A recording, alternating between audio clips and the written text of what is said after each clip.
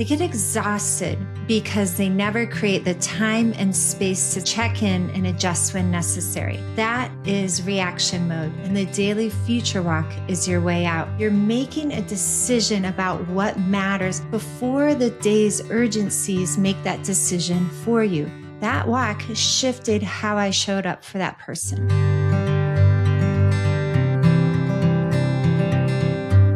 Welcome to the Future Walk Podcast. I'm Sarah Draper, and I'm so glad you're here. And if this is your first time joining me, welcome. A little bit about me as we begin. I spent more than 3 decades serving in high-performance environments of the Army and the FBI, leading national security programs and high-stakes operations. And through this, I learned that the best leaders, and I've been around some extraordinary leaders and human beings, the best leaders often exhaust themselves, but they're not exhausted because of how hard they work. They have no shortage of things like grit and hard work. They get exhausted because they never create the time and space to step out of the noise, check in, and adjust when necessary. That is why I created the Future Walk, a simple practice that's the ultimate antidote to the things that derail leaders the most, things like reaction, survival mode, and drift. So today on the podcast, we're going to dive deep into the daily future walk, which is your antidote to reaction. Those daily fires, the back-to-back meetings, trying to harmonize your work and your outside of work life, the endless streams of messages coming at you from every direction, and the crises that consume your day. I'm going to walk you through 3 specific ways to use the daily future walk, show you exactly when and how to do it, and share real examples from my life of how this 10 to 15 minute practice can completely change your day. And by the end of this episode, you'll know exactly how to use it to stop reacting and start leading, even on your most chaotic days. So as an overview, the daily future walk is a 10 to 15 minute solo walk where you're focused on the rest of whatever day you're in. It's the shortest of the 3 future walk types, but don't let that fool you. It is incredibly powerful. So here's what happens to most leaders. You start your day with good intentions. Things are scheduled, maybe even have a mental plan. But then the emails start flooding in. Someone needs you urgently. A meeting runs long. A crisis pops up at home or at work, maybe both. And suddenly you're in full reaction mode, jumping from fire to fire, letting urgency dictate your day instead of you leading it. And by the end of the day, you're exhausted. You've been busy all day, but you can't quite remember what you actually accomplished. You certainly didn't get to the most important things you meant to do. And you leave work, head into your after work life, still ruminating on what went wrong and not present for what's ahead. That is reaction mode. And the daily future walk is your way out. It gives you 10 to 15 minutes to step back from the noise and choose your priority instead of reacting to whatever screams at you the loudest. This is not about solving everything. It's about identifying what matters the most right now and then how you show up for that. Remember from episode 1, there's a bit of science behind this idea and this practice of the future walk. Some of that is that walking increases your creative output by around 60%. Walking in nature improves your executive function and reduces stress. And time in nature lowers stress hormones and shifts you out of fight or flight and into clear thinking. These are exactly what you need when you're in reaction mode. And this is a cognitive reset that moves you from threat response back into strategic thinking. Now, there are 3 primary ways I use the daily future walk, and I'm going to walk you through each one with specific examples. But as a high-level overview, the first way is a morning priority setting. And as it says, you would do it first thing in the morning, where you set 1 or 2 priorities for your day before the noise takes over. The second is a between meeting reset. You would use this midday or between meetings or after a difficult interaction to reset your presence and your energy for whatever is next. And the third way is a mid-afternoon reprioritization. This is what you use when your day is more than half over, but your to-do list has grown and time is running out. This helps you cut through all that noise and identify what matters the most with the time you have left. So let's dig into each one. But first, if you are finding this podcast helpful, it would be great if you would follow and then share it with another leader who needs to hear this. Okay, the first daily future walk. This is the walk that sets your entire day up for success. It's the morning priority setting walk. You take it first thing in the morning, before you open your emails, before you check your messages, before the day's urgency floods in. Is your chance to set your own agenda before anyone else sets it for you. You can use this right after you wake up, sometime before you start work, maybe after you drop the kids off, but before you head into the office or before you open your laptop for the day. Any time you have where you can catch yourself before you dive into the day. And how you do it, and this is the same for all the future walks, you leave your phone behind, or if you need to take it with you for safety, please put it on Do Not Disturb. Put it away and resist the urge to check it, even to take a picture. It's just there for safety. So put it away. Try not to look at it, or better, if you're able to, just leave it behind. You just walk outside at an easy pace for 10 to 15 minutes. This daily walk, this daily morning setting walk, you can ask yourself this question. What are the one or two things I need to accomplish today to lead at my best? Or you could ask a question like, what does winning today look like for me? Or if I could only accomplish one thing today, what would move the needle the most? Or maybe what's the most important conversation or decision I need to make today?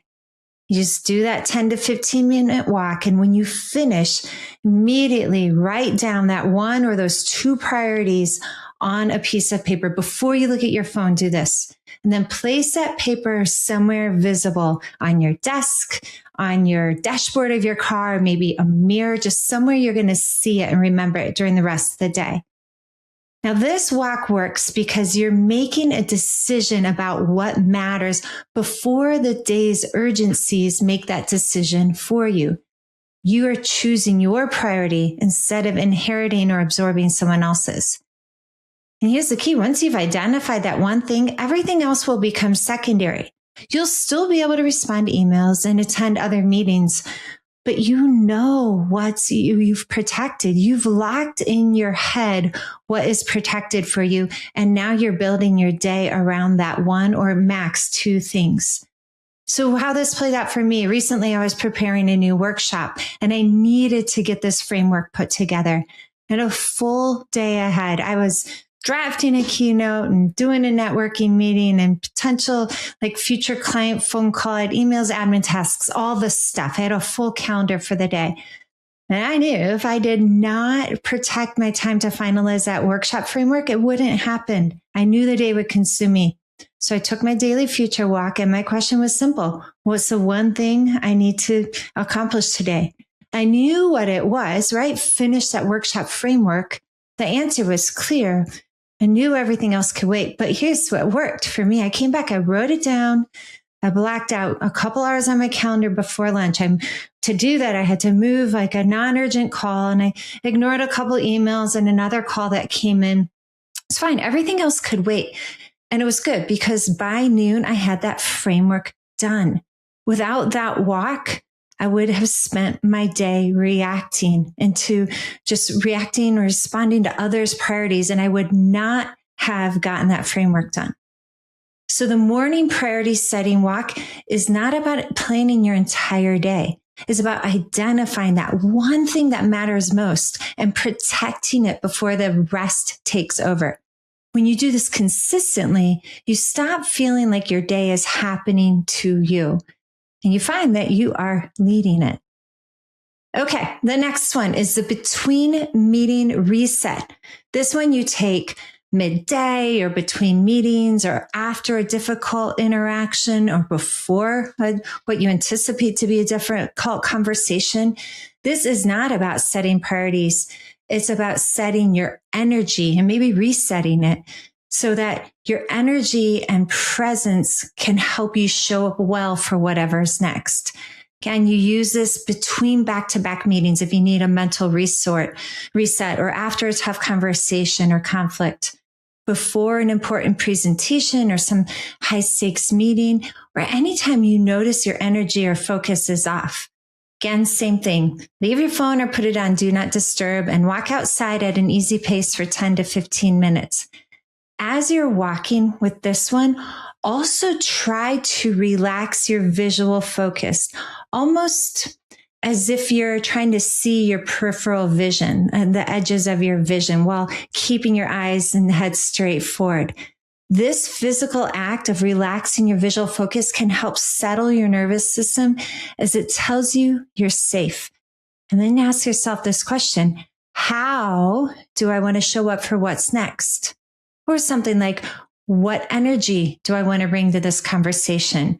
Or what do I need to let go of from the last meeting so that I can be fully present for the next one? Or who do I want to be in the next hour? This is not about solving problems. It's about resetting your nervous system and choosing your presence. Again, you walk for that 10 to 15 minutes. And when you get back, write down a word or a short phrase that captures how you want to be, like calm and curious, present and open, clear and confident, something like that.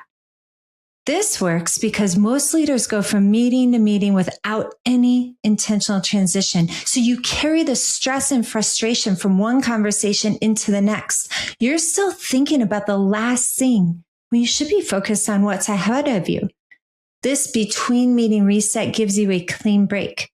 It moves you out of fight and flight and back into strategic presence. You're not just showing up. You're choosing how you show up.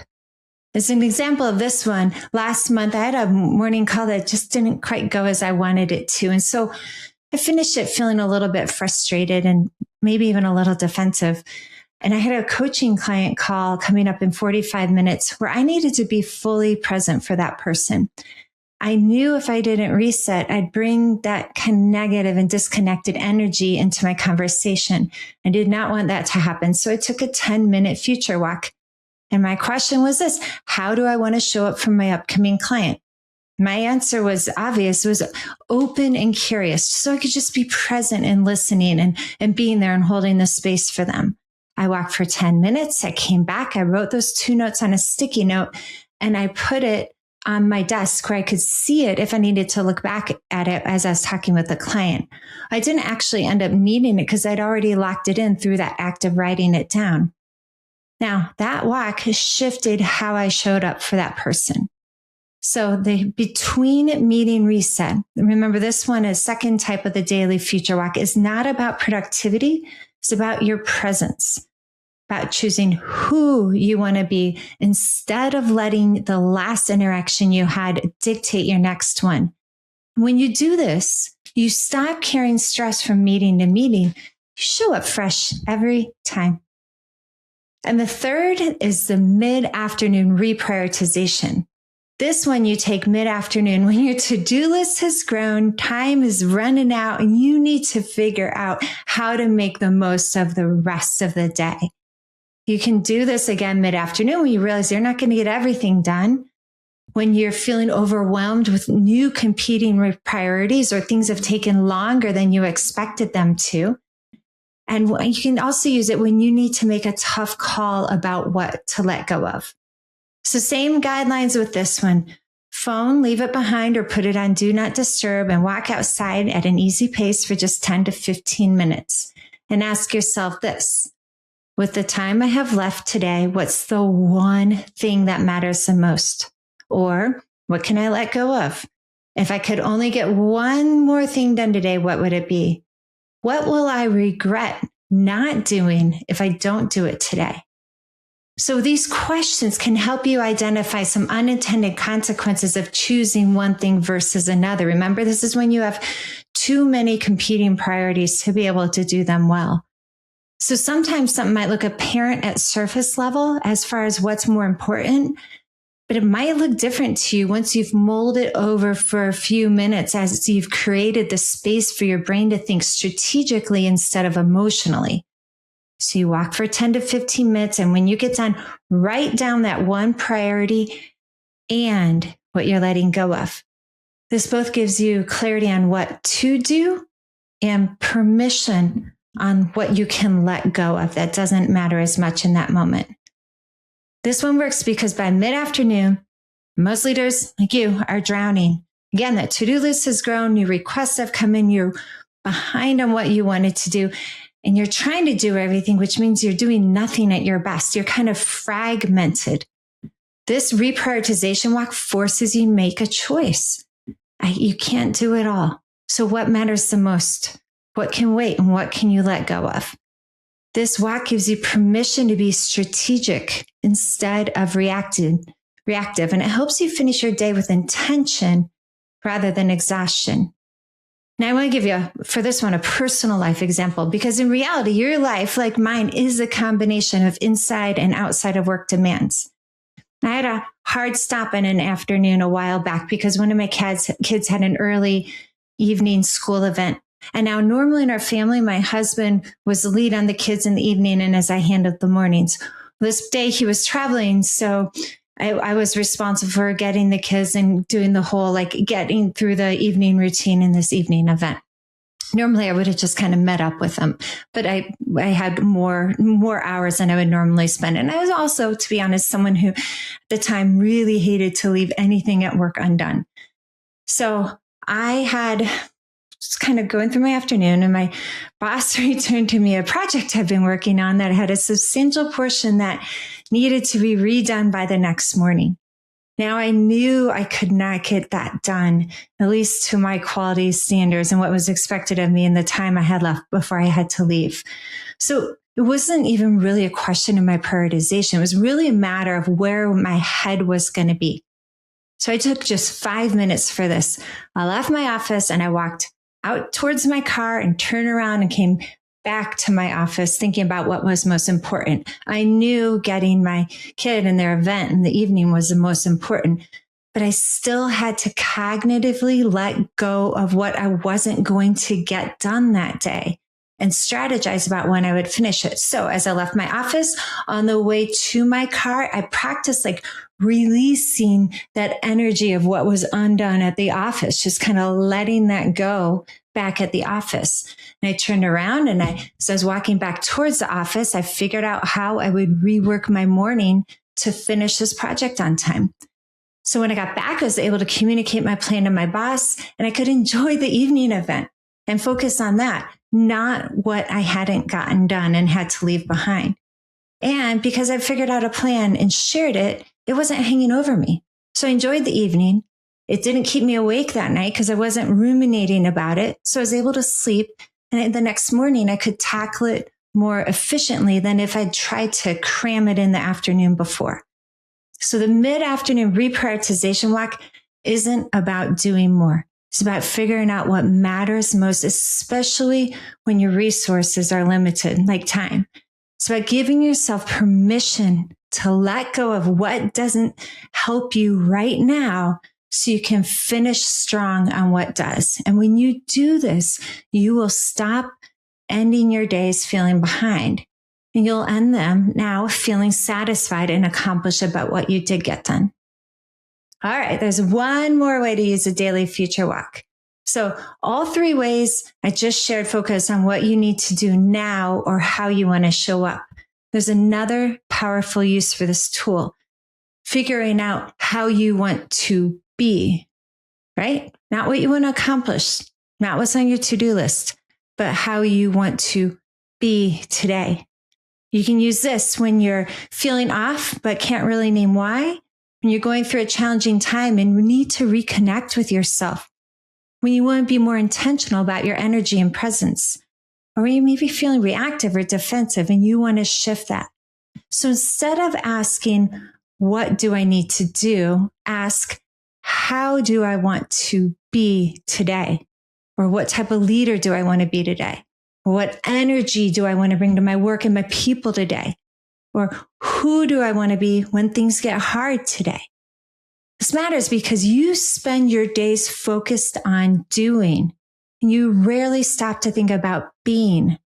But how you are matters just as much as what you do. I want to say that again. How you are, especially as a leader, matters just as much as what you do, maybe more. And when you're clear on how you want to be, your decisions become easier. Your presence becomes stronger. You stop reacting and you start leading from that place of intention. I used this version of the Daily Future Walk just before recording episode 1 of this podcast. My question was, how do I want to be for this? My answer was clear and true, clear in my delivery and true to who I am and true to you. That clarity influenced how I showed up to record. It wasn't about what I needed to say. It was about how I wanted to be while I was saying it. So the Daily Future Walk isn't just a productivity tool. It's a leadership tool. It's a tool for becoming the person and leader you want to be, not just accomplishing the tasks on your list. So there you have it. 3 ways to use the Daily Future Walk. You've got your morning priority setting walk, which is your number 1 or number 2 priorities before the day takes over. Your between meeting reset your energy and presence between things on your calendar. And then the third is the mid-afternoon reprioritization. When you've got more things on your plate than you have time left to accomplish them, this helps you finish your day with intention on what is most important. And then our bonus one, figuring out how you want to be. So to practice this week, this is what I'd like you to do. Just pick one of these 3 or 4 ways and try it. See what happens. If you're someone who gets hijacked by your inbox every morning, try the morning priority setting walk. If you carry stress from meeting to meeting, try the between meeting reset. If you end every day feeling behind or regretful, try the mid-afternoon reprioritization. That's how you can figure out. And if you just need something where you need to show up your best, do the walk and ask yourself, how do I want to be? Okay. In the coming episodes, I'll do deep dives into the other 2 types of future walks, the strategic future walk and the visioning future walk. If you haven't listened to episode 1 yet, please go back and listen. You'll get a full overview of all 3 types and how they work together. Remember, the strategic future walk is your antidote to survival mode, and the visioning future walk is your antidote to drift. Together, these 3 walks create a rhythm of intentional leadership. Daily, which we talked about today, keeps you from reacting. Strategic walk saves you from survival mode, and visioning walk keeps you from drifting. The Daily Future Walk changed how I lead my days, and it can do the same for you. So this week, step outside. Leave your phone, take 10 to 15 minutes, and see what becomes clear. Thanks for joining me on the Future Walk podcast. I'm Sarah Draper. I'll see you soon when we dive into the strategic future walk. Until then, enjoy your walk.